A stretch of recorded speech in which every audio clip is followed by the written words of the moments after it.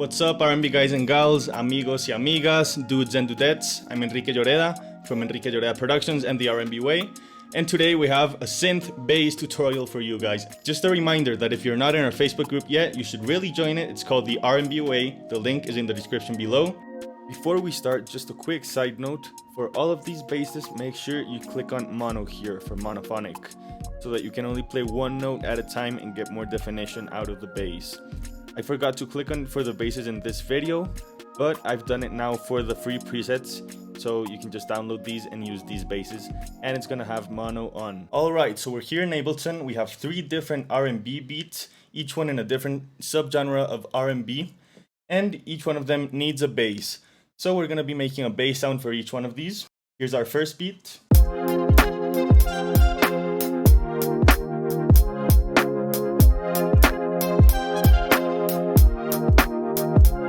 It's very pretty, but we need a bass. I've already made a bass line for each one of these, but we need a bass sound. Here's the bass line I made for this first beat. Cool bass line, horrible sound. Let's make the sound better. I'm gonna go for something that's in between a real bass and a synth bass. So something that's nice and plucky, nice and thumpy, and still has some attitude, some extra harmonics. I'm gonna start with an analog BD sign. I'm gonna go here and go to sync. This is what it sounds like right now. Just a pure tone. If we sync it up, we give it some more harmonics. For my envelope, I want something that's a little more plucky, so I'm gonna bring the sustain down. And I'm gonna play with the decay right here to give it that pluckiness. Cool. Now let's give it a filter. MG low 24 should be good. Envelope 1 to the cutoff. Let's see how that sounds like. Maybe some resonance. Maybe a little less amount to the filter. Maybe some drive. Cool. I'm gonna give it a little less sustain. Cool, I like that. Maybe a little release just to make it feel a little more natural.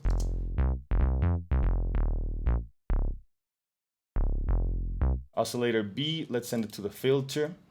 And let's add something that has a little more body, like a rounded saw wave, for example. Just gonna go to the wavetable position and see what sounds better. Bring the level down a bit. Let's give it some distortion. Let's use hard clip and post so that we have more control over it. Some drive, bring the mix knob down.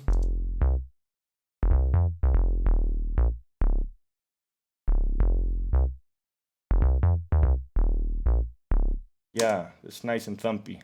I'm gonna send the envelope to the drive amount so that it gives it a little extra distortion for that pluck. Cool, that's super nice. Let's give it a compressor to control all that low end.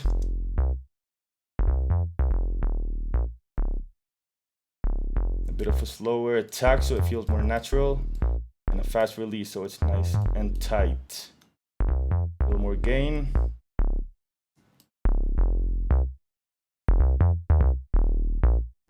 Let's see how it sounds in the mix.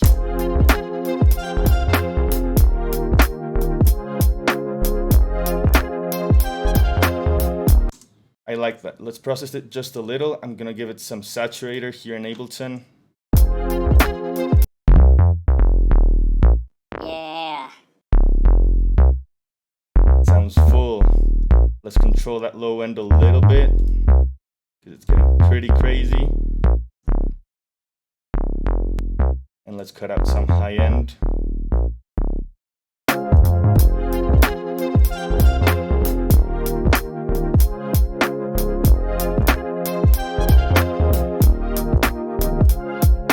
There you have it, bass number 1, nice and simple, nice and thumpy.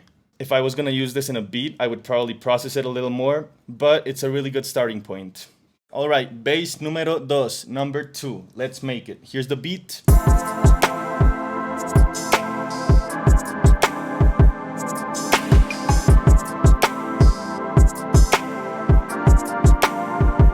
Nice and vibey, nice and trappy. It's just screaming 808, so let's make an 808.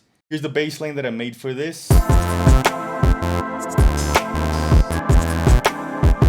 Just kind of following the kick, but let's make a better sound for that.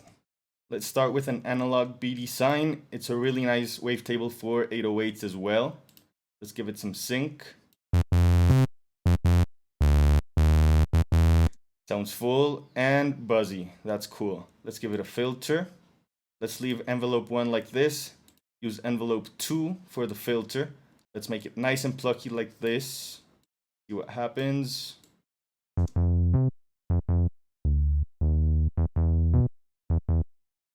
Some drive, resonance, some more sustain maybe.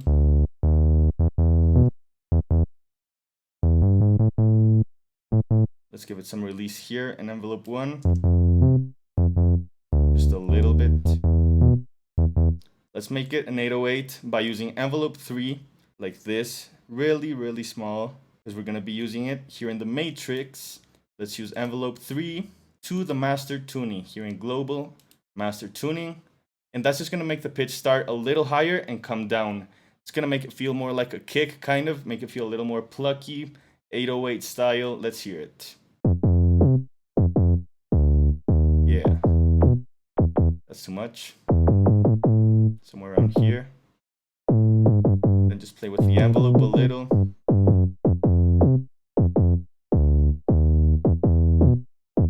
Let's bring it an octave down just to see what happens. Oh yeah. Give it a little more high frequencies here with the cutoff. Let's use another sound, oscillator B, send it to the filter. And let's try a Juno maybe to give it a more R&B feel, because a Juno is a classic R&B sound. Let's see. Maybe a little less. It's an octave higher here. I kind of dig it like that, just for some extra harmonics.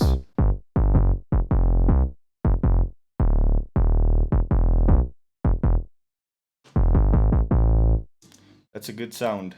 Let's give it some distortion. The diodes are really good for 808. Bring the mix down, some drive, post for control. Blend it to taste here. I like to have more of a low mid and low end saturation. Make it fuller. Oh yeah, that's nice.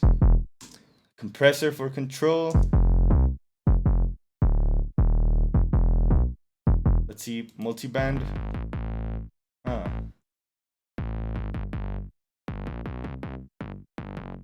Maybe let's give it some buzz here in the high end. Give it some more high end. And bring the mix knob all the way down. Yeah, that gives it some really nice buzz. Cool, and then just an EQ maybe to control the high end. Let's check it out in the mix.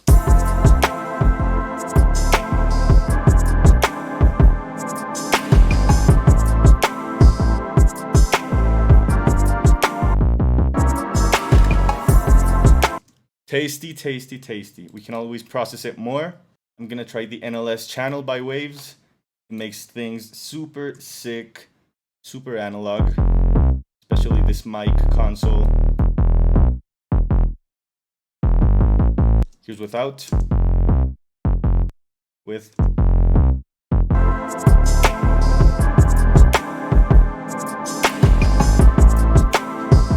Nice. Here's the third and final beat. Here's the bass line I made. Nice and simple, just following the pattern. And I'm thinking of something nice and wide. Yeah, let's just make it. I'll try the PWM Juno. It's one that I really like, and I'm gonna give it some unison to spread it out. With that wide feel, I'm gonna bring the blend up to make the side signal sound even louder. Control the detune a little. That's wide. And I may want to have a center bass, a middle bass, just to have some low-end foundation in the middle. Let's try the mini bass. Bring the octave down to make it lower, fuller. Mess with the wavetable position. Yeah. A little less harsh, a little fuller. I like that. Cool. Let's give it a filter.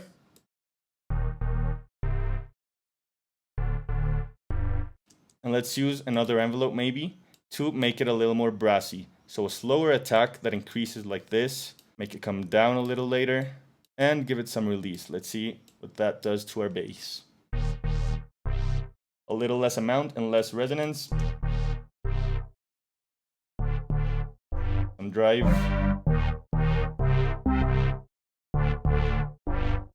Let's go to effects and give it some hyper to make it sound even bigger. And I'm just gonna give it a little detune here. Less voices because I already have a lot going on.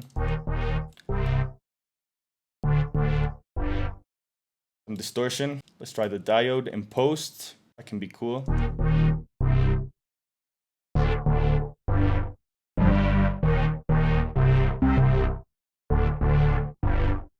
And let's use this envelope, the second one, for the drive. Yeah. Let's use an EQ to control it a little. Maybe a little less high end. Some resonance with the Q. I'm gonna use an EQ here just to control the lows a little. Low mids. Low mids need some help. Tame the highs a little. And control the sub. A little less high end maybe with a shelf. Let's see in the mix.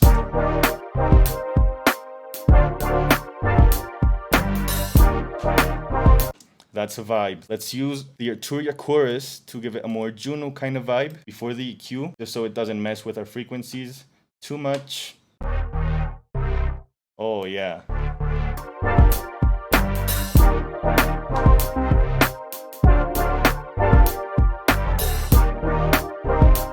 That's nice and classic, nice and brassy, nice and big. It's pretty cool, pretty simple too. Process it any way you like. As always, do your own thing with this. It's just a starting point, a nice starting point. So go mess around, make some music. Enjoy this. Alright guys and gals, that's it for today. I really hope you enjoyed this video. Hope you learned a lot. If you liked it, make sure to like the video, comment, subscribe, share it, show it to your friends, and join the Facebook group. See you there.